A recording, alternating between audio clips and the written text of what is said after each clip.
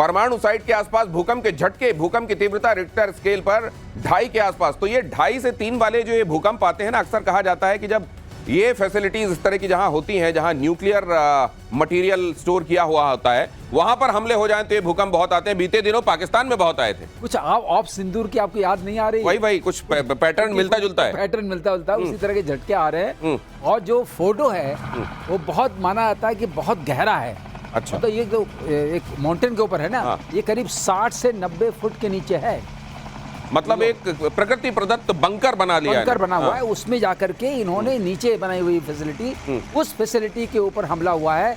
तो जरूर कहीं ऐसी जगह चोट मारी है कि फिर भूकंप के हमलों का सिलसिला शुरू हो गया है, भूकंप के झटकों का। जी, तो ये क्या ईरान की तरफ से दावे किए जा रहे हैं मेजर गौरव की वहां उनकी न्यूक्लियर फैसिलिटी को ऐसा कोई डेंट नहीं हुआ है, इधर ये झटके भी आ रहे हैं। तो क्या इतना 90-100 फीट की गहराई तक भी पहुंचकर मारने वाले बॉम्ब हैं क्या? 100% बंकर बस्टिंग बॉम्ब आप ही की शो में हमने कवर करा था 3 दिन पहले, जहां पे यह बताया गया था कि इजराइल अमेरिका से बोल रहा है कि हमें ऐसी टेक्नोलॉजी दीजिए, हमें ऐसे बॉम्ब्स दीजिए, और सर ने भी विस्तार पूर्वक उस पर बातचीत करी थी। देखिए, 2 बातें हैं। ये जो इंटरनेशनल एटॉमिक एनर्जी का जो वॉचडॉग है, उसने क्लियर कट बोला है कि यहां पे रेडिएशन फैला है ईरान में, यानी कि जो सरफेस पे जो इनका प्रोग्राम चल रहा था, सरफेस पे उसको खासा डैमेज हुआ है, खासा इजराइल ने डैमेज करा है इनके न्यूक्लियर रिएक्टर्स को और इनके न्यूक्लियर प्रोग्राम को, जो कि सरफेस पे था, लेकिन इनका बहुत बड़ा प्रोग्राम जमीन के कई 100 फुट नीचे भी है। उसके लिए, उसके मुकम्मल इलाज के लिए इजराइल ने अमेरिका से टेक्नोलॉजी की मांग करी है कि आप हमें ऐसे खास बॉम्ब दीजिए, बंकर बस्टिंग बॉम्ब दीजिए, जो डीप पेनिट्रेशन करें और वहां पे जाके नीचे फटें 100 फुट नीचे। ऐसी टेक्नोलॉजी है कि वो मिसाइल जाएगी 100 फुट नीचे जमीन के और वहां पे जाके फटेगी और सब कुछ बर्बाद कर देगी।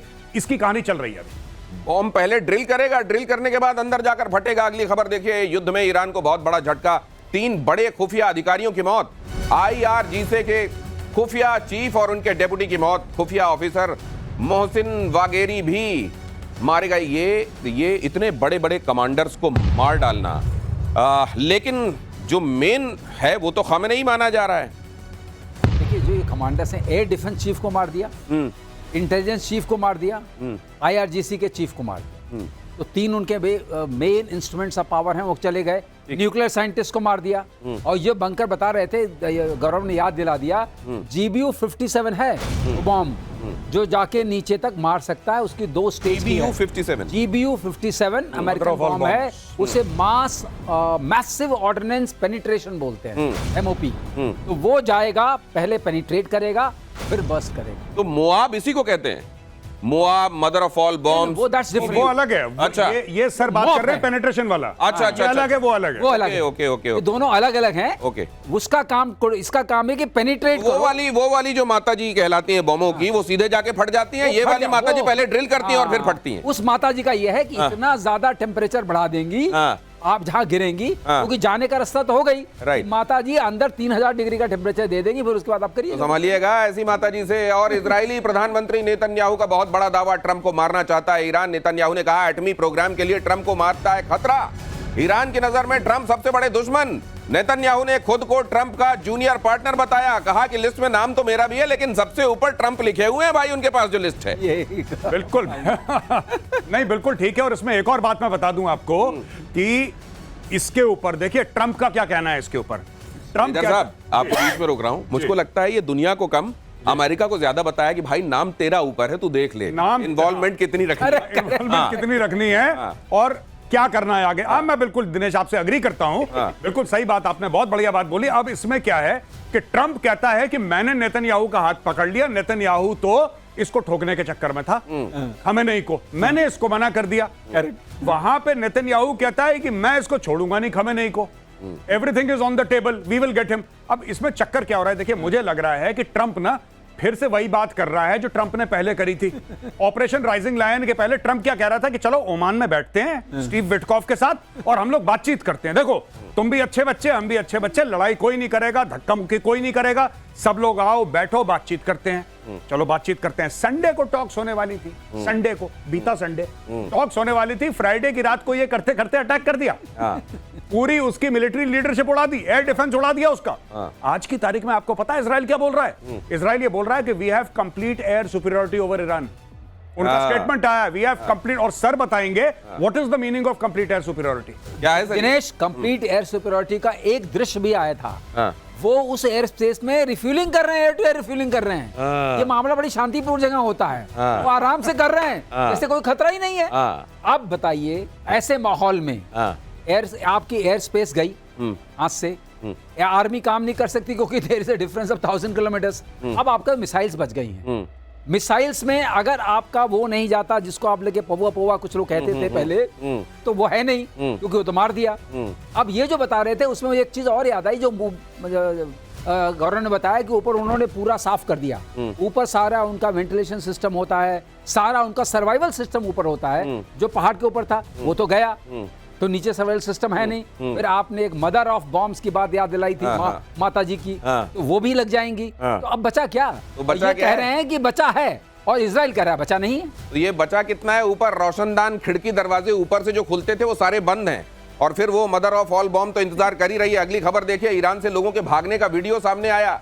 इजरायली हमलों से डरकर भाग रहे हैं लोग। तेहरान में सबसे ज्यादा लोग घर छोड़कर भाग रहे हैं। तेहरान में दहशत से तेज हुआ पलायन। तेहरान में सबसे ज्यादा इजरायली हमले, और अब तेहरान को यह कह भी दिया इजराइल ने कि तेहरान वालों सावधान रहो। वो इसलिए भी क्योंकि इजराइल में जो नागरिक ठिकाने हैं उनको निशाना बनाया जा रहा है। तो ये कहा गया है कि सेम टू यू तो करेंगे हम। नहीं, इन्होंने फारसी में ट्वीट करा है, और इन्होंने इजराइल की सरकार ने जो नागरिक है वहां के, ईरान के, उनको एड्रेस करा है कि देखिए हम दयावान लोग हैं, हम दयावान है, बड़े दिल वाले हैं। हम आपको पहले बता रहे हैं कि आप निकल लो, निकल लो।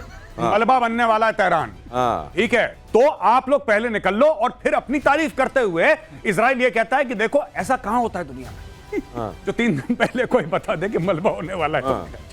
पहले से बताकर आपको निकलने का टाइम देकर, अगर आप उसमें देखेंगे, वो विजुअल्स इस समय बड़े राउंड कर रहे हैं, तो एक तरफ डिवाइडर के इस तरफ लाइनें लगी हुई हैं। उधर से आने वाली 1-2 कारें हैं जो तेहरान के अंदर एंट्री ले रही हैं। अगली खबर देखिए, खमेनाई पर अटैक करना इजराइल के लिए मुश्किल। तेहरान के सबसे सुरक्षित ठिकाने पर खमेनाई की जाने की खबर। लाविजान के एक बंकर में अंडरग्राउंड होने की संभावना। अब अगर हमारे पास ये खबर है कि लाविजान के बंकर में है भाई साहब, तो फिर ऐसी कौन सी जगह है जो दुष्कर है, दूभर है उन लोगों के लिए, जिसका नाम इजराइल है? यहां ईरान का सबसे सुरक्षित ठिकाना बताया जाता है लाविजान। ये तो वही वाली बात हो गई कि अगर तुम ये बता दो कि मेरे बैग में आलू रखे हुए, तो मैं सारे आलू तुमको दे दूंगा। लाविजान के बंकर में है भाई साहब जी। नहीं, इजराइल, इसको देखिए, मैं आपको बात बताता हूं, बड़ी बढ़िया बात करी है इजरायलीज ने इस बारे में। लगातार नेतन्याहू संपर्क में है जो वहां के लोकल लोग हैं, और लोकल लोगों से यह कह रहा है, उसको पता है कि लोग पहले विद्रोह कर चुके हैं कई बार खमेनेई के खिलाफ। खासतौर से उस हिजाब के केस में लोग आ गए थे, 100-200 लोगों को गायब कर दिया था, जान से मार दिया था। अब नेतन्याहू कह रहा है कि देखो, मैं आपको, आपकी इज्जत करता हूं, मैं आपसे प्यार करता हूं, और इस लड़ाई में आपका कोई लेना देना नहीं है, मैं ये भी जानता हूं। इसलिए जो एक्चुअल में वहां पे असुर शक्तियां हैं, हम उनको टारगेट कर रहे हैं, हम आपको टारगेट नहीं कर रहे। पहली चीज। दूसरी बात है कि मैं ये चाहता हूं कि आप अपने अधिकार के लिए आज खड़े हो जाएं और आप विद्रोह कर दें खमेनेई के खिलाफ। तो ये भी एक बात चल रही है कि विद्रोह कर दो, इसको निकालो, इसको ये किसी बंकर में छुपाओ। एक बार लोग गुस्सा हो गए ना, एक बार लोग पीछे पड़ गए, तो लोग वो कर सकते हैं जो मदर ऑफ ऑल बॉम्ब्स नहीं कर सकता। फिर भीड़, अगर उसमें पगला गई भीड़, तो वो इसको निपटा देगी। और यही कह रहा है नेतन्याहू कि तुम लोग उठ जाओ और बगावत कर दो इसके खिलाफ। और इसी में अगली खबर देखिए कि चलती कारों में धमाके से दहला ईरान।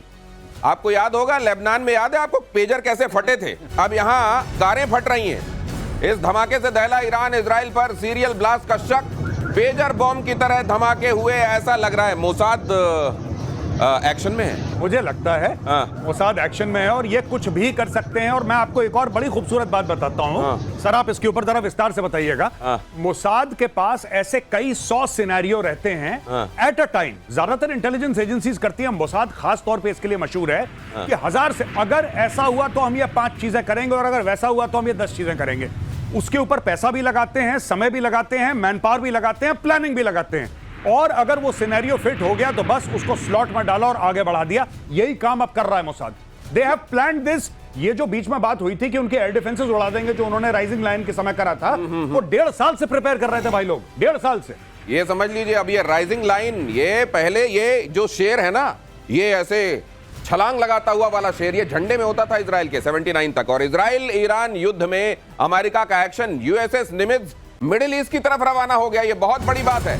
अमेरिका का खतरनाक एयरक्राफ्ट कैरियर यूएसएस निमित्ज दक्षिण चीन सागर से पश्चिम की ओर बढ़ा। बताया जा रहा है कि यहां एक पोर्ट पर इसके स्वागत के लिए समारोह रखा गया था। कहा गया इमरजेंसी है भाई, मैं स्वागत में नहीं आ सकता, मेरे को अभी आगे बढ़ना है। मतलब ये तो बड़ा खतरनाक है साहब। ये बहुत बड़ा एयरक्राफ्ट कैरियर है, सबसे बड़ा सर। लेकिन इसका वहां बढ़ने का मतलब बताइए क्या इसका है? बढ़ने का मतलब ये है हाँ। कि अपने दायरे में रहना। हाँ। अगर उसको पार करोगे, देखिए हाँ। यूएस ने कहा है हम नहीं जाएंगे ट्रूप्स लेके, सब लोग समझ रहे हैं नहीं जाएगा, लेकिन यूएस ने ये भी कहा है कि हम इंटरसेप्शन में हेल्प करेंगे।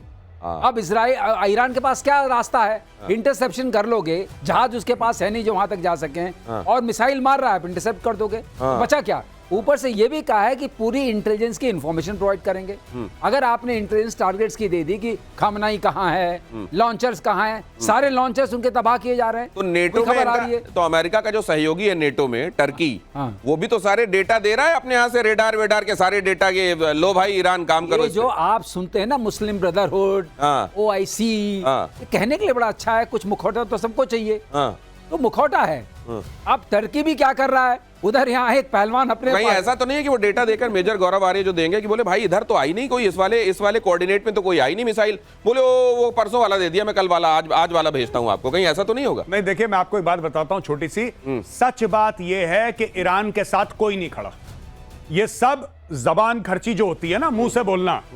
चाइना ने भी बोल दिया कि तुम हमारे दोस्त हो और हम तुम्हारे साथ खड़े हैं। रूस ने भी दूर से कोई घंटी हिला दी। कौन सा ऐसा देश है जो कह रहा है कि हम एयरक्राफ्ट कैरियर या हम डिस्ट्रॉयर या हम फ्रिगेट या हम मिसाइल बोट भेज रहे हैं ईरान की सपोर्ट में? एक ने नहीं बोला। दूसरी चीज, किसने बोला कि हम ईरान को हथियार दे रहे हैं? खुल के कोई नहीं बोल रहा। चाइना दे रहा होगा, रशिया दे रहा होगा, खुल के कोई नहीं बोल रहा। लेकिन इजराइल के लिए सऊदी अरब भी खड़ा है, जॉर्डन भी खड़ा है, अमेरिका भी खड़ा है। यूके ने अपनी फोर्सेस को, अपने यूरो फाइटर्स को, यूके ने अपने यूरो फाइटर्स को एक्टिव कर दिया वहां पे, अपनी स्पेशल फोर्सेस को एक्टिव कर दिया यूके ने। यूएस है तो दुनिया भर के। देखिए बात यह है ना कि या हो मुस्लिम या नॉन मुस्लिम, ईरान से सब परेशान है। अरब देश ईरान से बहुत ज्यादा परेशान है। वो कहते हैं अच्छा हुआ, वो बोल नहीं सकते क्योंकि popular opinion on the street does not support them. लेकिन आप किसी भी शेख से पूछें, आप किसी भी बादशाह से पूछें, वो ईरान से खुश नहीं है क्योंकि उनकी जमीन पे, सऊदी अरब की जमीन पे ईरानियों ने आतंकवादी संगठन पाल रखे हैं। सीरिया में पाल रखे हैं, यमन में पाल रखे हैं, लेबनान में पाल रखे हैं, इन्होंने फिलिस्तीन में पाल रखे हैं, इन्होंने हर जगह। तो वहां के लोग परेशान है ईरान से। वो कह रहे हैं ठोको इसको, बहुत अच्छा करा, मारो। अगली खबर, एटमी वॉर को लेकर ईरान का बहुत बड़ा दावा। ईरान के राष्ट्रीय सुरक्षा परिषद के सदस्य ने कहा पाकिस्तान ने इजराइल पर एटमी पलटवार की गारंटी दी।